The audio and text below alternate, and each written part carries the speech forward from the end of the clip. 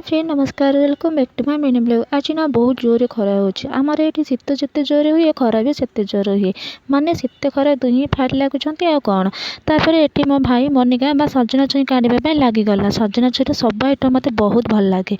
सजना छुई तो मोर फेवरेट कहवाक गले एठी ना आम गचरे बहुत मनिका और सजना शाग होता है। आम गचरे आम अधा बिक्री भी कर दे था केते खाइब आज्ञा कहना तापर मुझे आसिक सजना बा मनिका सब जगह खोजी खोजी पूरा गोटे देली माने गोटे भी छाड़िलीनि आज्ञा कहीं छाड़ी कहतु।